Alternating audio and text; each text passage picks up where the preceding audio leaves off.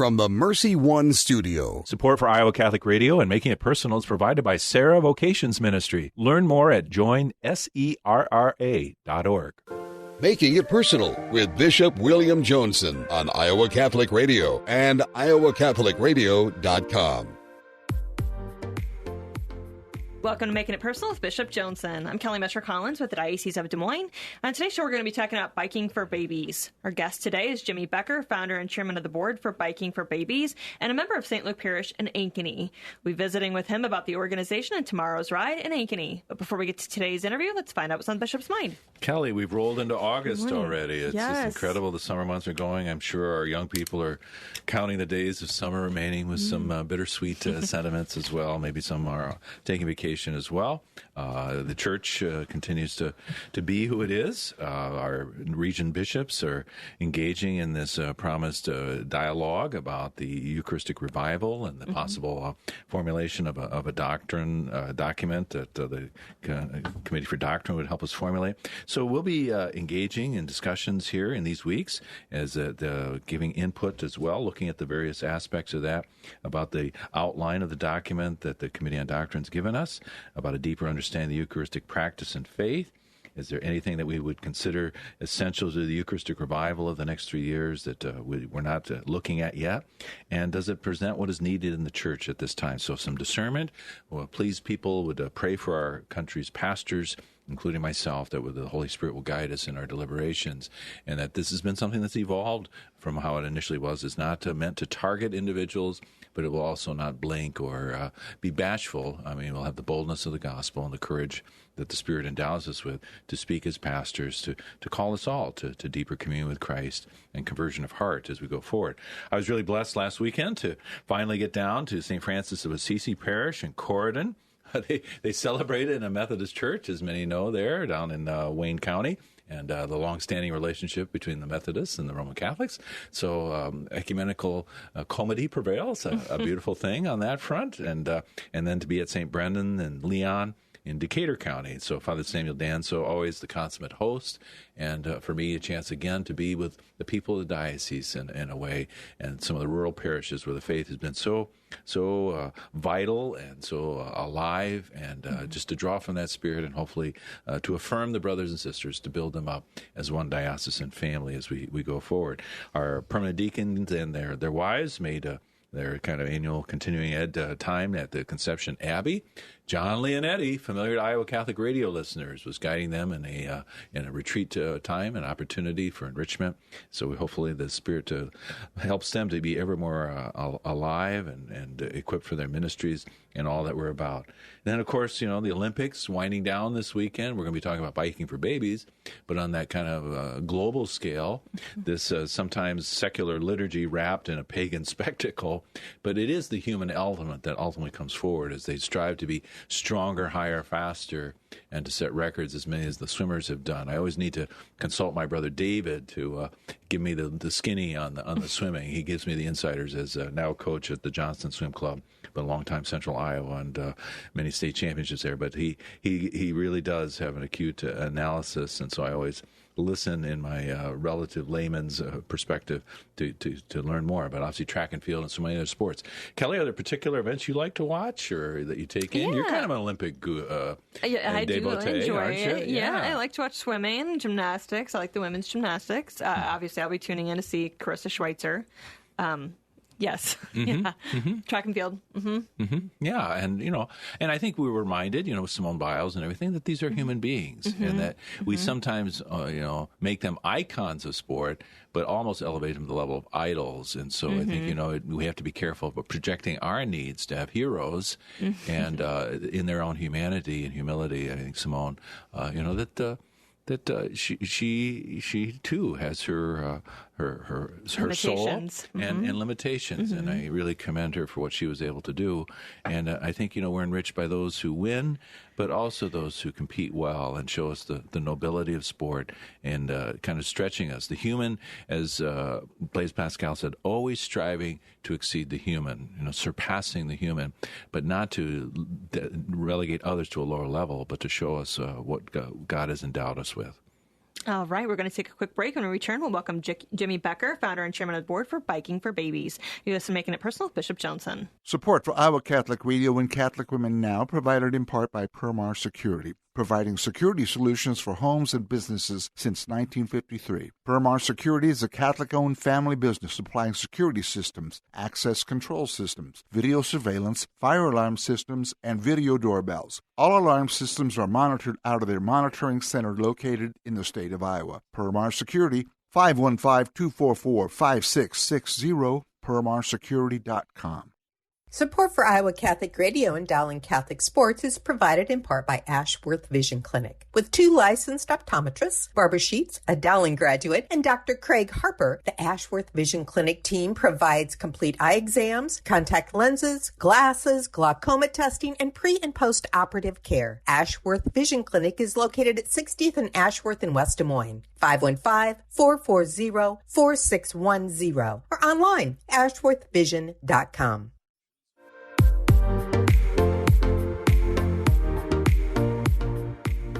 Welcome back. You're listening to Making It Personal with Bishop Joensen. On today's show, we're talking about Biking for Babies. We're visiting with Jimmy Becker, founder and chairman of the board of Biking for Babies, about the organization and their ride tomorrow morning in Ankeny with our very own Bishop Joensen.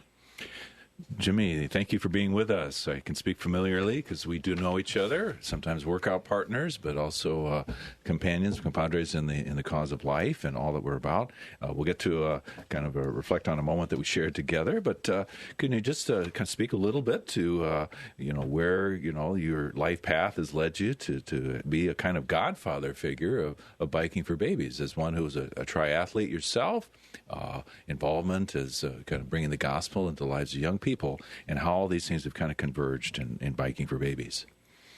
I'd be happy to do so, and thank you very much for having me on the show.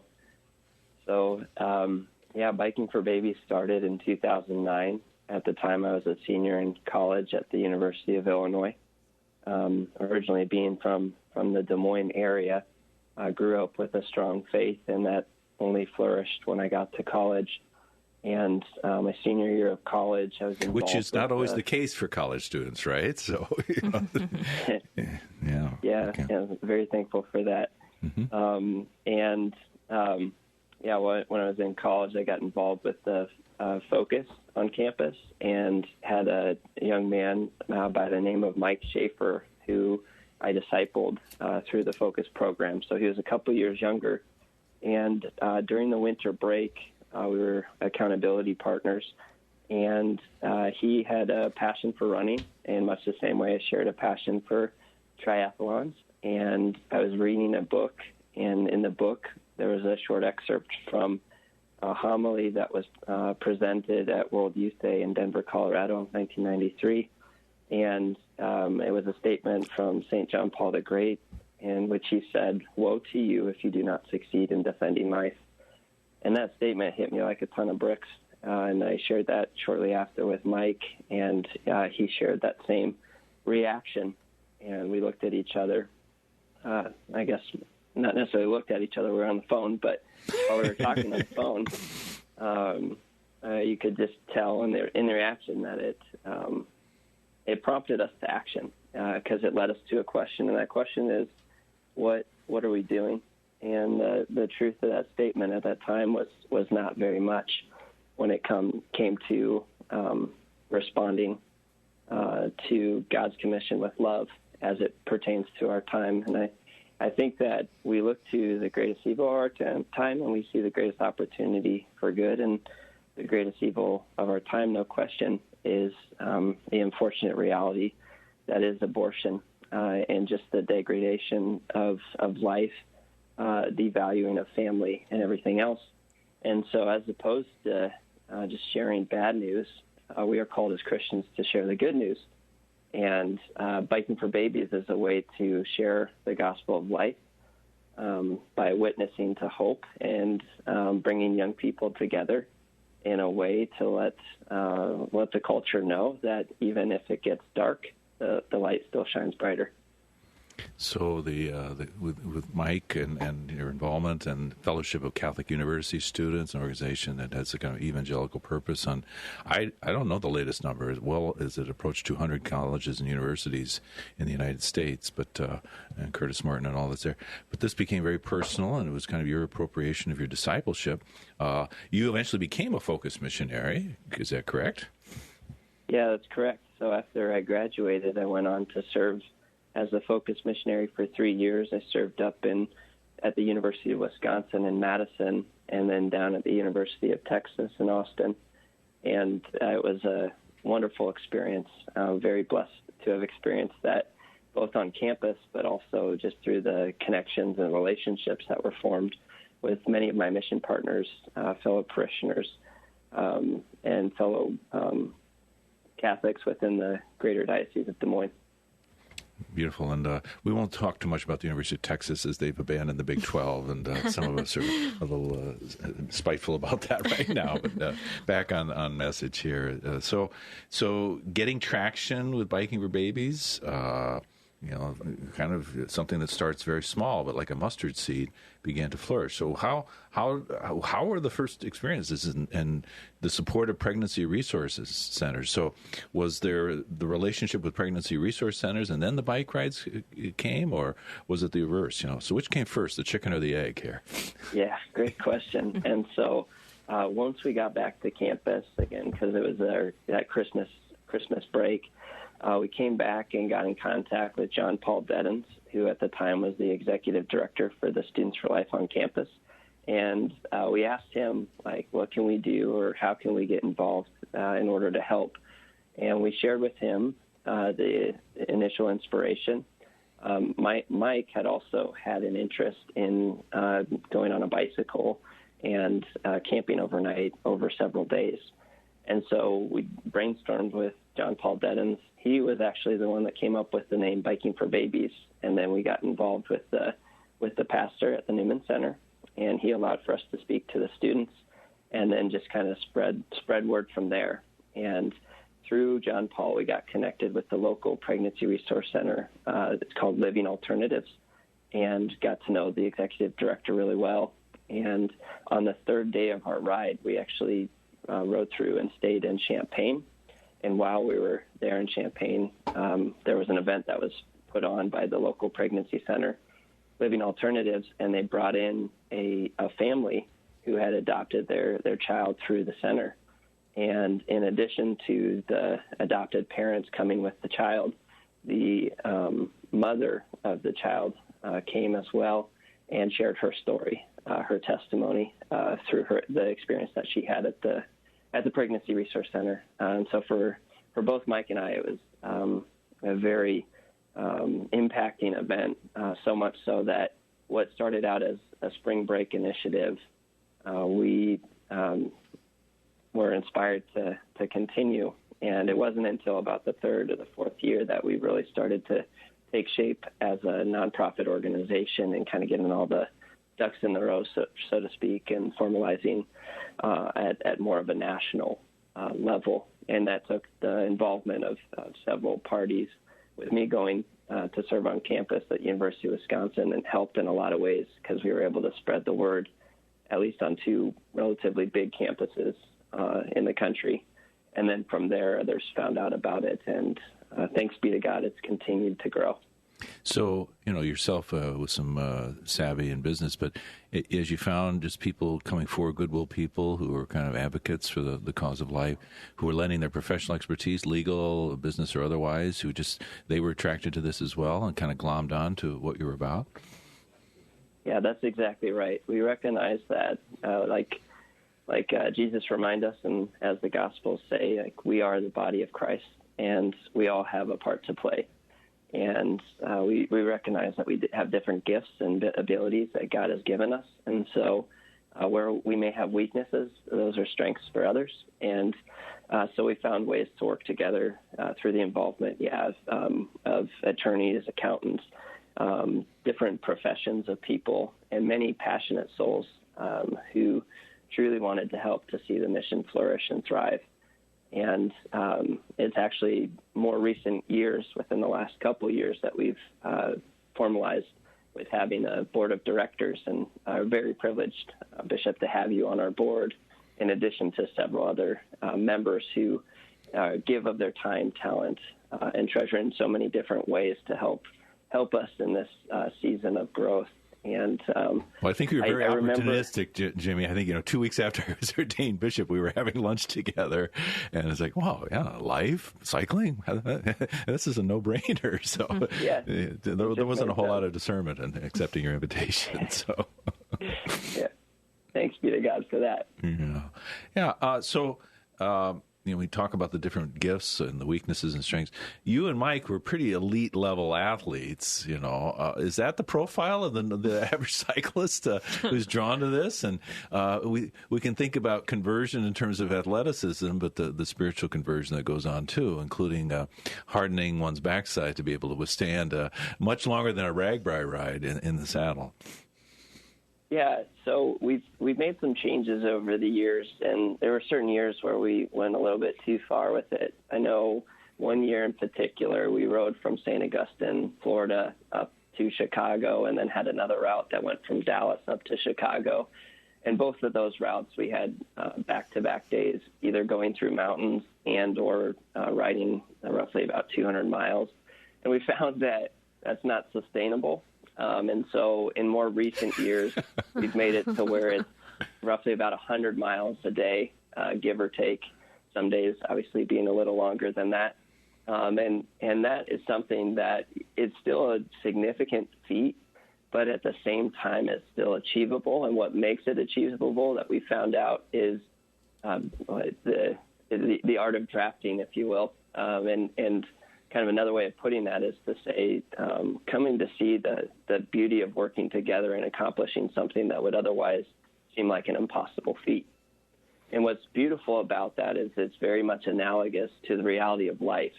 And so people go through that experience, the trials, the ups and the downs within a given day of the ride, and they see how much that relates with their own life experience, and can also appreciate all the more a young woman or a young family that may be going through a difficult situation where fear is the driving factor, and they see how important it is to rely on their brothers and sisters in Christ, their neighbors, to help them through that difficult trial. And so and everybody experiences it on the ride at some point in time, where you experience the highs and then also the lows. But you find that band of brotherhood, or the union of brothers and sisters coming together in such a way that it's very encouraging just to see at the end. I know oftentimes when riders finish this significant feat, they're brought to their knees in gratitude and thanksgiving. And at the same time, too, there's somewhat of a tearjerker moment, because they realize that they were able to do more than they thought that they could. And that's the same message that we want to communicate to women. Indeed. I think you touched on what to me is the takeaway, fast forwarding to a couple weekends ago, the conclusion of the national ride, and we can let you say more about that. But both you and I latched on from the northern ride, going from Springfield, Illinois to St. Louis, the ultimate destination. And we were in different groups. And, of course, Jimmy, you were bouncing around so many groups. I think you added another 25 miles just by going around to different folks. But, their great love and charity, patience with each other, they were mechanical, flats, et cetera, and just who they were with each other. That drew out, my better angels as well, too, because, I'm antsy to get going and things like that. And we had a couple of mechanical engineers. Didn't hurt to have one, now a seminarian, one a married guy, who could kind of good problem solvers for that. But I think everybody's attitude really was it was a model of Christian community, as I was saying. And then the interface with people on the street, people they were greeting just along the way. But so it was a great grace for me. I did 115 miles that last day, but it went smoothly, quickly, even though we had, in terms of the riding piece of it, because of the great spirit that prevailed, the esprit de corps that was part of that. So this national ride, concluding in St. Louis, final legs, 2,700 miles. Just tell us more, and then how the parish that hosted us that day. Yeah, so we had 4 different routes starting in different parts of the country. Our campaign is biking across the country. So northeast, south, and west routes all converged into St. Louis. and we were hosted by a parish, St. Joseph's Parish, and it was just a beautiful experience. Probably had about 200 people or more that came out to cheer us on and cheer us in that final stretch for the Celebration of Life event. And as I shared before, it was a tearjerker of a moment just to see 50 missionaries, students from different parts of the country, all coming together for a common cause and a mission that goes much beyond themselves. And to have accomplished such a significant feat in such a short period of time, it's inspiring in a lot of ways, and I'm excited to see the fruits of what may come. We always say that, what is the end goal or the hope? And the hope is ultimately for a transformation of our culture from a culture of death to a culture of life. And in recognizing that the majority of the young people that are participating in this ride during the summer, that they're college students, eventually they'll go on to graduate and pursue whatever becomes their lifelong vocation. And once they graduate from school, our hope is that the first thing that they go on to do is to find out where their local parish is going to be in their new community. The second thing that we hope that they'll do is to get connected and plugged in with their local pregnancy resource center. And by these missionaries serving as the face or the personified image of each of these pregnancy resource centers, really that relationship, we hope, is a long-lasting relationship. And the aspiration obviously is to transform the culture, to defend the dignity of all life. But as you've said, you have it pithier than I do, but to make the Biking for Babies national ride the summer equivalent on the scale of the March for Life in January, is that, that's a great aspiration and hope.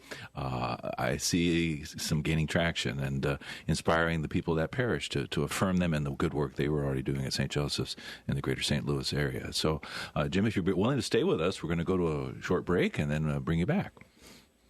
You're listening to Making It Personal with Bishop Joensen on Iowa Catholic Radio and the Spirit Catholic Radio Network. Support for Iowa Catholic Radio and Making It Personal is provided by the Sarah Vocations Ministry, including the St. Sarah Club of Des Moines and the Sarah Club of Council Bluffs. Sarah is an apostolate of the Worldwide Catholic Church dedicated to fostering and supporting priesthood and religious vocations. Sarahans strive to accomplish their mission through prayer, fellowship, and service to the bishop, priests, sisters, and all in religious formation, and in doing so to increase their own holiness. Learn more at joinsarah.org, joinserra.org. Thank you, Sarahans, for your support of Iowa Catholic Radio. Support for Iowa Catholic Radio and the Uncommon Good provided by Mercy College of Health Sciences, where you can chart your course for more. This is Bo Bonner. And I'm Dr. Bud Marr from the Uncommon Good. Mercy College provides unparalleled clinical rotations, hands-on learning, accelerated education, and flexible schedules. Since 1899, Mercy College has been transforming students into healthcare professionals. Guided by Catholic values, our faculty put classroom theory into practice. Students are prepared for roles in service and leadership throughout their own careers. Learn more at mchs.edu. Welcome back to Making It Personal with Bishop Joensen. We're back with Jimmy Becker, founder and chairman of the board for Biking for Babies. So, Jimmy, you and Julia, your family raised members of St. Luke's Parish in Ankeny, creating your own culture of life there. You're expecting your fifth child, and we pray for a safe pregnancy, and that all goes well for her as well. The national rides, the primary participants are college-age young people. I went to college. I used to teach college students. I'm no college student, and is this something that has a broader invitation for folks, whether it's the local ride or other ways to be involved? Absolutely. Yeah, so we're going to be hosting a local ride tomorrow, actually, in Ankeny. And in addition to that, that's been a focus for us as an organization, is to find opportunities across communities across the country to put on local rides to involve the whole community.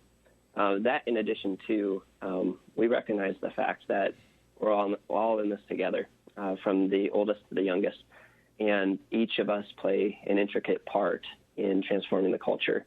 And so just in the same way for a focus missionary, often what we're taught is there's the phrase that some go by giving, others give by going.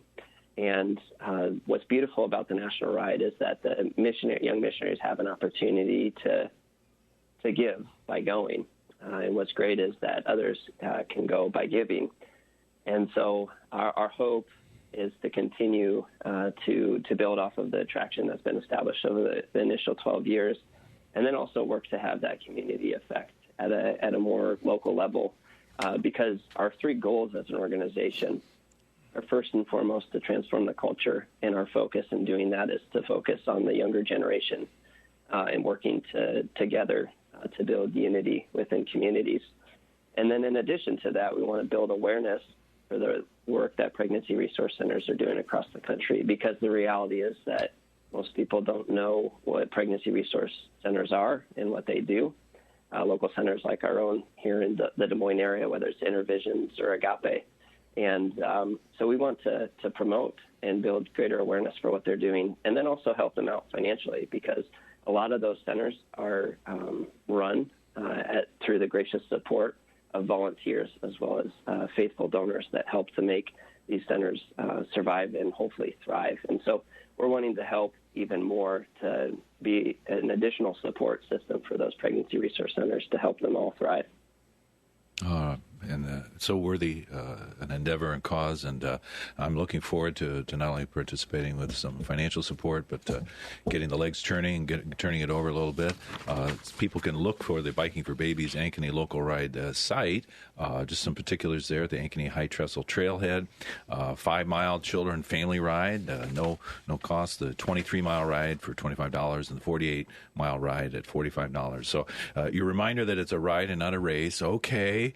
Average 15 miles per hour. Some of us, we just can't help it when a little adrenaline gets going that we need to kind of pick it up. But it's not a race, and there'll be a 7:45 registration for check-in. But, Jimmy, people need to register on the website by the end of today. Is that correct? It's no walk-in registrations. Is that right? That is correct. Yeah, this is only our first year, and so just to try and avoid any challenges as we're kind of working this out the first year, we ask that people register by today. Okay, and so 9 a.m. set-off for the 48-mile riders, and then ultimately post-ride activities begin at 10:30. Some of us may not be back by then, but the event will conclude by 1 p.m. People can still take part in the rest of their day. I'll actually be witnessing a wedding in the evening on Saturday night, so I'll be thinking about my homily while I'm riding the ride. Just in the remaining time, the Biking for Babies, the ultimate 3 points here. We're down to our last seconds, Jimmy. I'm sorry, one more time, Bishop. Just we look at what the ultimate points. I think you've kind of charted the mission that we're about, the pregnancy resource centers. So thank you for your time. People can check out the website, and we'll look for more, but appreciate your time with us today. This has been another edition of Making It Personal with Bishop Joensen. Thank you to our guests and all of our listeners. You can hear Making It Personal with Bishop William Joensen every week on Iowa Catholic Radio and iowacatholicradio.com. Support for Iowa Catholic Radio and Making It Personal is provided by Sarah Vocations Ministry. Learn more at joinserra.org.